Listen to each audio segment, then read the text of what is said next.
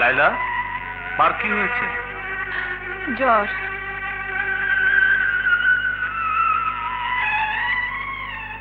কি তোমার গায়ে তো অনেক জ্বর মা।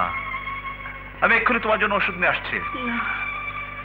না রে পাগল, সামান্য জ্বর, তোকে এত অস্থির হতে হবে না। লাইলা, তুমি মায়ের পাশে থাকো, আমি এক্ষুনি আসছি। ঠিক আছে, আলীকে সঙ্গে নিয়ে যাও। ঠিক আছে। আসসালামু আলাইকুম। আপনারা? একটা দুঃসংবাদ আছে স্যার। দুঃসংবাদ? হ্যাঁ স্যার, এতদিন একটা শক্ত চাপ আমাদের মুখ বন্ধ করে রেখেছিল। নিজের জীবনের ভয়ে মুখ এতদিন খুলতে সাহস পাইনি। কি হয়েছে তাই বলুন। স্যার, গত রাতে আমাদের গোডাউন থেকে জ্বরের সিরাপের বোতলে নেশার বিষ সাপ্লাই করা হয়েছে। কি যা তা বলছেন? আমার কোম্পানিতে নেশার বিষ আসবে কোত্থেকে? স্যার, ম্যানেজার রায়হান খান অনেকদিন থেকে আপনার ব্যবসার আড়ালে ড্রাগসের কালো ব্যবসা করে আসছে। হোয়াট? হ্যাঁ স্যার, ওই ম্যানেজার স্টোর কিপার মাইকেলকে দিয়ে এসব অবৈধ কাজ করায়। এখন কি হবে স্যার? এই বিষ শহরের সমস্ত ফার্মেসিতে সাপ্লাই হয়ে গেছে স্যার। যে নিরীহ ব্যক্তি ওই বিষ খাবে সে নির্ঘাত মারা যাবে। স্যার, আপনার ম্যানেজার রায়হান খানকে অবৈধ ব্যবসা করতে নিষেধ করুন, নইলে তার কালো ব্যবসার জন্য একদিন আমাদের সবাইকে ভাত করে পড়তে হবে। না, আজ এর একটা বিহিত করতেই হবে। আপনারা যান, যতদূর সম্ভব ওষুধ উদ্ধার করার চেষ্টা করুন। যান, দাঁড়িয়ে থাকবেন না, যান। ঠিক আছে স্যার।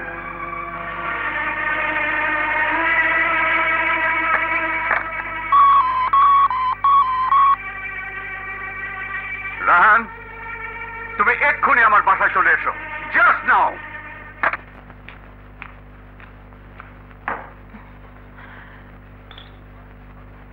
এবার জ্বর সত্যি সত্যি তোমাকে ছেড়ে পালাবে।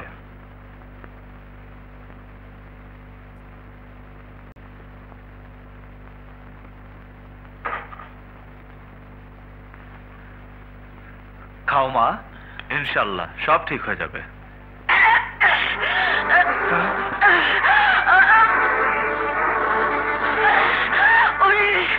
আমার পুত্র চলে গেল রে। আরিফ, তুই আমাকে কি খালি? আমার কি তুম বন্ধ হয়ে আসছে?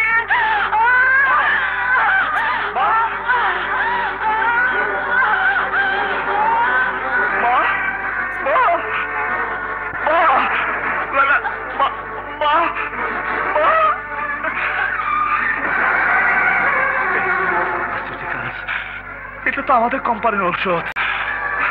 লাইলা, আমি ফিরে না আসা পর্যন্ত কেউ যেন আমার মায়ের লাশ দাফন না করে। তোমার মতো দেশের শত্রুর স্থান আমার কোম্পানিতে নয়, জেলখানায়। যত সহজে আপনি আমারে পুলিশে ধরাই দিতে চাইতেছেন, ব্যাপারটা কিন্তু তত সহজ না। তার মানে? সোজা কথা, আর ব্যবসায় যে বাধা হয়ে দাঁড়ায়, আই তারে পথ থেকে সরাই ফেলাই। কি বললে? তুমি আমাকে মৃত্যুর ভয় দেখাচ্ছ? নইলে কি বাঁচাই রাখবনি? আজ যখন ব্যাপারটা আপনার কাছে ফাঁস হয়ে গেছে, তখন এর একটা শেষ বোঝাপড়া করে ফেলানো উচিত। আপনি কি কন? রহমান, হ্যাঁ হ্যাঁ মিস্টার শহীদুর রহমান, গোলাম যখন মালিকের শত্রু হয়ে যায় তখন জানের দুশ্মন হয়ে যায়। আপনারে বাঁচাই রেখা আই তো হাত করা পড়তে রাজি না।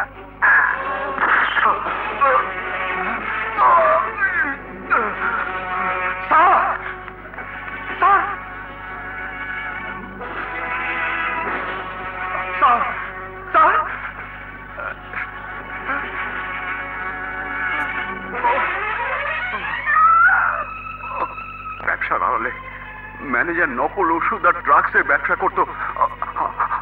আমি তাকে পুলিশে ধরিয়ে দেবার কথা বলাতে সে আমাকে ইন্সপেক্টর সাহেব, ওরে অ্যারেস্ট করেন। এই লোকটাই আর মালিকরে খুন করছে, অ্যারেস্ট করেন। না ইন্সপেক্টর সাহেব, এখন আমি করিনি, এখন এই নিমক খারাপ ম্যানেজার করেছে। ইন্সপেক্টর সাহেব, রিভলভার পাইছেন হাতে রাতে, গুলি নিয়ে হাই করছি, হাতে করে কি? ইন্সপেক্টর সাহেব, ড্রাইভার এই খুন করেনি, এই ম্যানেজার আমার স্বামীকে খুন করেছে। মারা যাবার আগে আমার স্বামী আমাকে এই ম্যানেজারের কথা বলে গেছে। সরি ম্যাডাম, আসামি অস্ত্র হাতে ধরা পড়েছে। সত্য মিথ্যা যাচাই করা আমার কাজ নয়, আপনার বা ওর যা কিছু বলার আদালতেই বলতে হবে। সেপাই লাশ পোস্টমর্টমের ব্যবস্থা করো।